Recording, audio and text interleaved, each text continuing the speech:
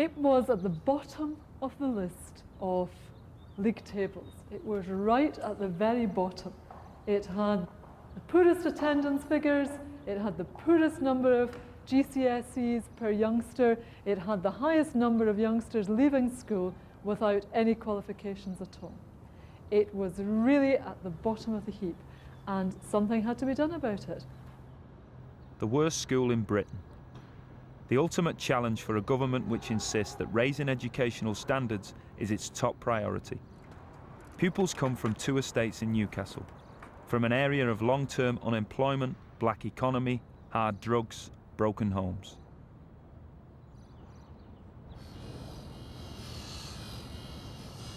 In September last year, Blakelaw Comprehensive was given what's called a fresh start.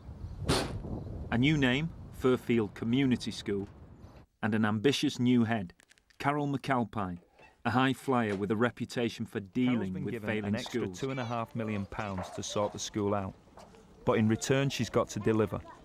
She's got to convince more parents to send their children to the school, she's got to cut truancy and absenteeism, and she's got to improve results in key areas: literacy, numeracy and GCSE passes. She's got 5 years to hit the targets, aware that the most powerful figures in British education will be scrutinising her every move. And she begins with a staff that's 2/3 new. Come on then, let's go for a walk. Right, leave your bag there then. Get your hands out your pockets. Can I hold my hand or... John, you're going too far in front of me.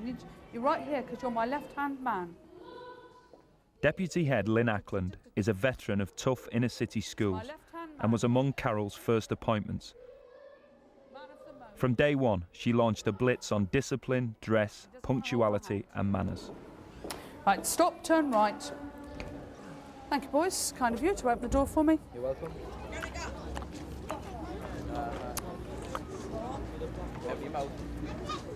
If this was going out at night, it wouldn't be this slow, would it? No. Right, shall we go on a hunt? Come on then, let's go on a mission. We'll go on a mission, see who else is wandering about.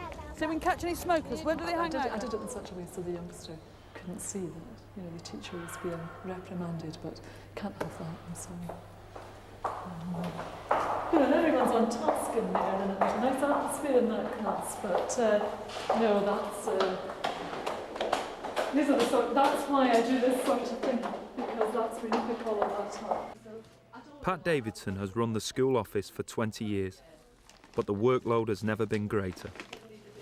There's more work to be done today. It's hectic, pressurised, you know? Harassed, I think. Harassed. Everything is priority. Pat is typing out the job specification for a support service manager, something she's regarded herself as being for the last 20 years. How would anybody feel if they thought that it was their job that was going? Because I think Pat does think that it's her job that's going. So... Is she upset?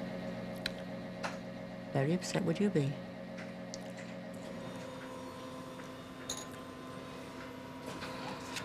I'm not applying for it. Aren't you? No, I'm not applying for it. I feel as if I'm doing the job now. What will you do then, Pat? That's to be decided. Haven't decided yet. Do you want to stay?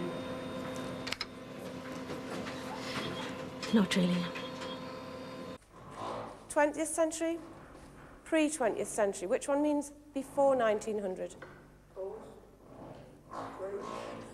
Well, 50-50 chance, okay. Okay, 20th century means written before 1900. Post means afterwards, okay? Lovely. Absolutely fantastic. Super calm, brill. Absolutely fantastic. Oh! I'll catch you later on this one. Okay, right. I wasn't very disappointed because my lesson plan actually went on a stage further. But there were so many of them. There was only one who'd been here yesterday. The rest hadn't actually even read the poems, so I had to go back a stage, yeah. So that was a bit disappointing. Spoken for the last 2 assemblies about the open day. And what It's that's halfway gonna through be the like, spring term, what and a you're going VIP is about to do. visit the school. There's going to be a lady called Estelle Morris, and she's an MP, a Member of Parliament, and she's in fact a government minister. And she's in charge of raising standards in schools. She's the person who set up the Fresh Start. She's the person who's looking very closely at what's happening in the school. Now, I don't want you to be in awe of any of these people that are going to come round the classrooms and speak to you. I want you to have the same confidence that you have when any of us come in and speak to you. High standards of dress are going to be demanded of you. No jeans, no tracksuit trousers, making sure that everyone's in uniform. As the first Fresh Start school in the country, what happens at Firfield has national policy implications. 6 months into the scheme, and the government will be looking for early signs of success. The school must look its best. It's halfway through the school year at Firfield, once labelled the worst school in Britain.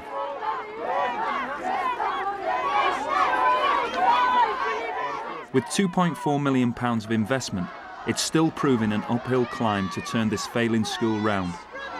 Thank you, any more?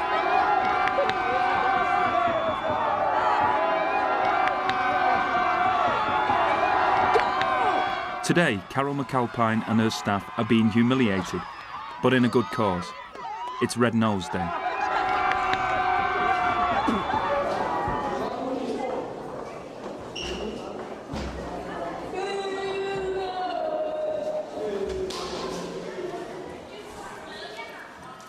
The path went right through here. The famous right-of-way. I remember when Steve Byers was here, Yeah. when he was still Minister for School Standards. We were walking, I think we were just walking across. In the middle of a conversation, you had a man with his dog walking right Oh, it's across terrible. in It's front of the absolutely Minister for dreadful. School Standards. Absolutely dreadful. What are you doing in this school? Where should you be? Well, out you go down that way. What school do you go to? Can't tell you. Oh, you can't tell us. All right. Later we tell you. Go down that way. What's the situation been like in terms of Oh, it's great. security? and Absolutely stuff? brilliant. We've had no broken windows, Yeah, David. I know. None. But this is other schools on in service today. No, it's first day of term. Yeah, and we're not in service. Second windy in 5 days. What happened? It was just the wind, actually. Callum was banging about with the wind. Was it his fault? But that's the second job in 5 days. I think I'm a serial windy breaker. I can see my contract getting terminated. Carol's gamble on Peter Walsh is looking increasingly risky. Other teachers are complaining his easygoing style's undermining their authority. What form did this complaint come in then? It's just the usual crap. I hear it all the time, Richard. It's just over familiar with the kids. You get that all the time. Teachers will complain because I take the kids' arms. Teachers will complain because I let the kids call me Peter. The only valid one out the lot of it was the kids watching me smoke. That was about the only valid complaint out the lot. The rest of them were crap. I don't take them on board because, like I say, it says more about the teachers that complain than it says about me, you know what I mean? It speaks volumes for the teaching profession. If they can't handle a wee bit of intimacy with their students. Because I had that in my last school, and I had it at the school before. Totally, endlessly justifying myself every 2 days. The old Blakelaw school was built for 1,000 pupils. When Carol arrived, she found the roll had dropped below 400. For her first 2 years, she's got an enhanced local authority budget that assumes an 800 pupil school. But after that, she reverts to a standard budget tied to the actual school roll. She's got to get the numbers up or sack teachers. Now, big difficulties surrounding increasing numbers in this area, David. Something like Carol's 80. worried that children in the local primaries are being unfairly directed to other secondary schools. And I think what's happened is that they have been instructed just to put down Kenton, not to put down a second choice. I mean, the issue about numbers is, and we're going to have to talk, I guess, some fairly hard talk about this. We cannot continue to subsidise a school beyond what our agreement was. Yeah. Now, if the school doesn't get the numbers up to what we've anticipated, clearly what you'll then have to do is to say, well, what does our staffing structure look like? Right. And you may have to scale back at that point. There will not be a change of the budget allocation we know for that. But I think what you have to be clear about, though, is that those youngsters aren't going to materialise. As it approaches the end of its first year, Firfield is under scrutiny. The inspectors are coming from Newcastle Education Authority, and there's a cool reception in the staff room. I've got Mike Ashfield from the LEA here this morning, who's our link advisor, as you know, and who is going to be in charge of conducting the review that happens next week. Mike just wanted to introduce himself to you and say a few things about the review and about the process. Mike. Thanks. We will be doing classroom observations. We will be interviewing heads of department and senior staff, and we will be feeding back. It may look similar to the Ofsted model in some ways, but it's very different in that it's supportive and that we're aiming to give you support, give you ideas, look at how the school's developing, and there's a lot of exciting things happening. If there are any questions, please fire away. I wish you'd have chosen another week. It's an added pressure I think most of us could well have done without at this time of the year. But it's often a problem whatever week you choose. Exactly, yeah. But as a supportive mechanism, it perhaps, I don't know, could have been negotiated better, I'm not sure. It's just a point. Anyone else? No? Thanks, have a nice day.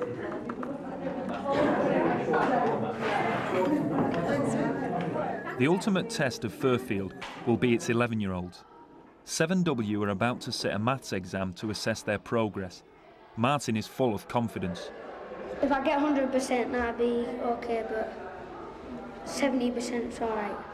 When you're talking about, I mean, let's face it, this team are going to use the Ofsted framework. So I think we are going to have to treat it as an Ofsted inspection, although, you know, it's not going to be published, etc. Ofsted is all about standards in behaviour, attendance, and most of all, in the subject. Now, we know that in this school, the kids, you know, by and large, are going to be working below national expectations.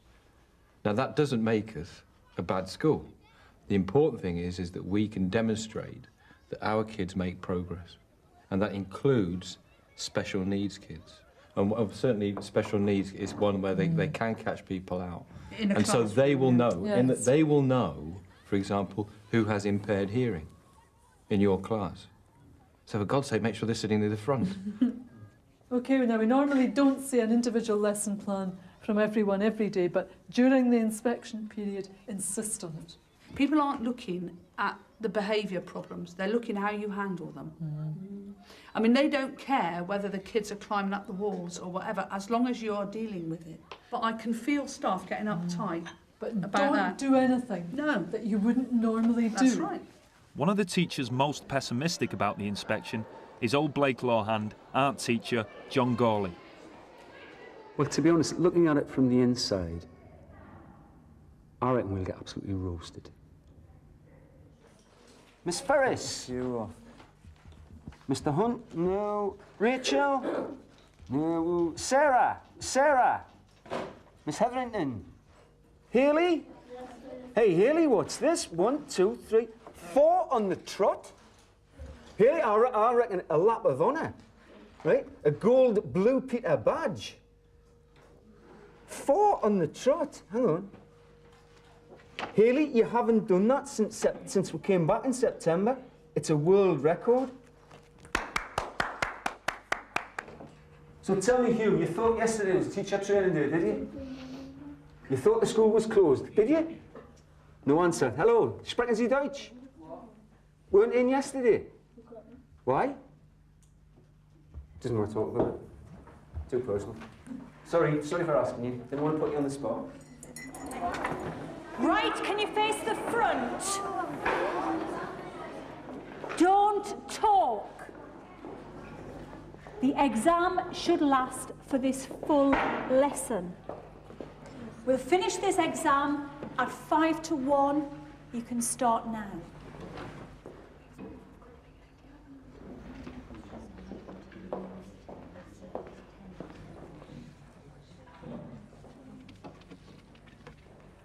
The inspectors are here, and Newcastle's Assistant Director of Education, Roger Edwardson, is observing the top stream of 13-year-olds studying information technology with Linda Sweeney. Saved your work and everything. That's that one. Oh, right. Yes, you shut your computer down, Lisa. Have you got a pen? Right. I enjoyed that. They're nice kids, very No, willing they to were talk. really nice lots. Yeah. 9 No, thank I you mean, for they've that. produced some really nice work. Yeah, I've got some of it. Have you? Well, they kept bringing me copies. Where were the Right. 12 that were absent? I mean, that's a daft question, but I'm anxious about. children One who is up didn't in the get it. task room Right. because she's had an earring put in her eyebrow Uh-huh. and she's not allowed into the class with it like that. And she won't take it out. And she won't take it out, so got to No, sort of that's one. compromise. That is one. Actually, I must look because a lot of them hadn't done their exam neither. Right, let's have a look who's... Christopher McKay, I mean, he's usually in. Dion Henderson, she's been off for a few weeks, so's Claire Brown. Day. So, I mean, usually the ones who are off today were in last week. So, it could just be a bug or something. In the maths exam, there are problems for some of 7W. After finding a dozen 13-year-olds missing from the previous lesson, Roger Edwardson's checking on another class in the same year. So is everybody here who should be here? Is everybody here who should be here? Well, this isn't a particularly big group. Couple missing, I think. Brian, Dean, Daniel. Tammy's not in. And some of them are in the task room, you know, or educated off site or whatever. Right. Right, so. Lisa Connor. Nope. Oh, Sean, what's wrong with Sean? Sean's not in today. Anybody? So normally 19 on roll. Yes, and we've just got. And we've got 18. 1, 2, 3, 4, 5, 6, 7, 8.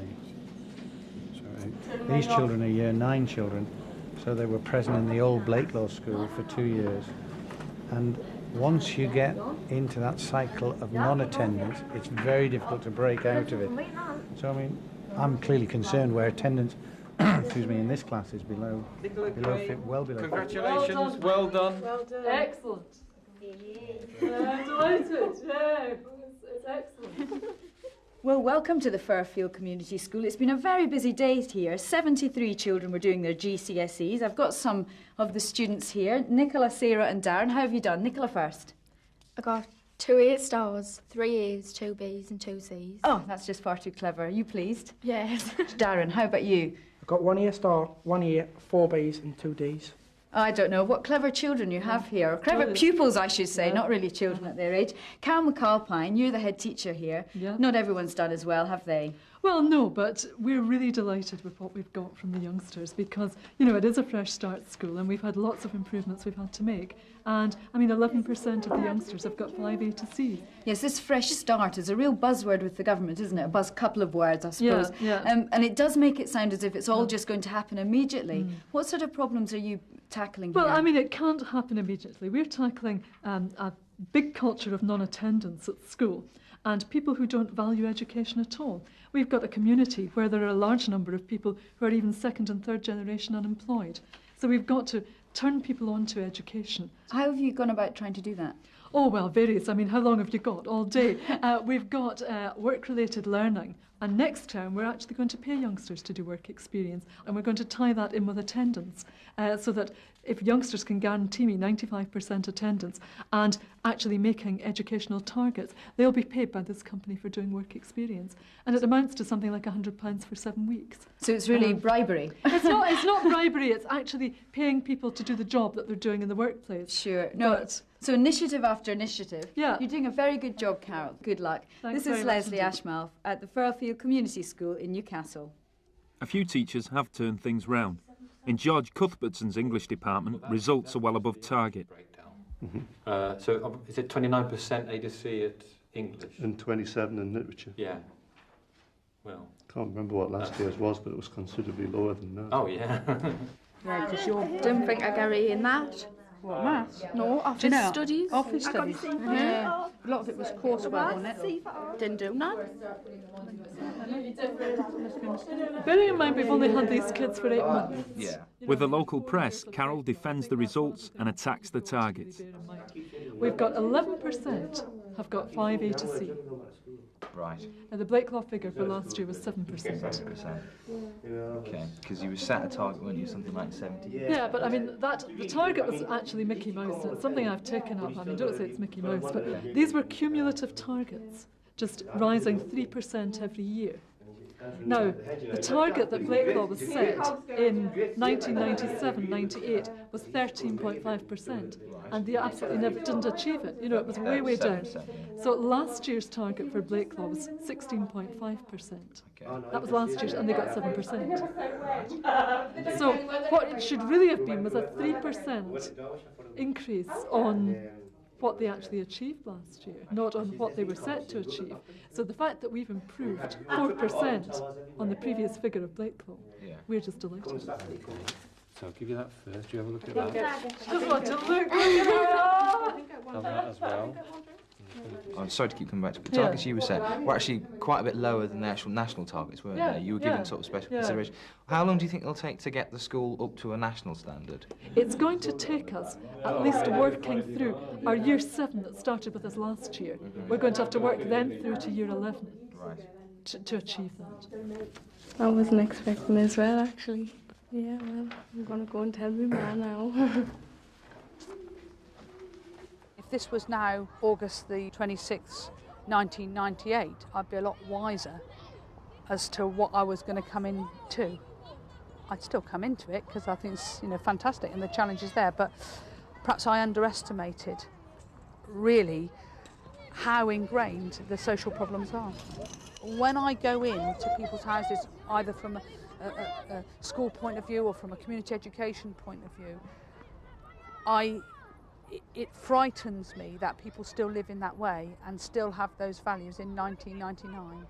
It's not just getting the statistics. What I really want to do is be able to change the educational aspirations of those youngsters. Each little success you've got at that has made an impact on that one child's life and maybe their family's life. And it may be that it doesn't actually affect what they do with their lives, but it maybe means when they have children and put the children into the education system themselves, they'll say, well, I managed to get such and such, and they're going to do better, and and it just will make a difference somehow.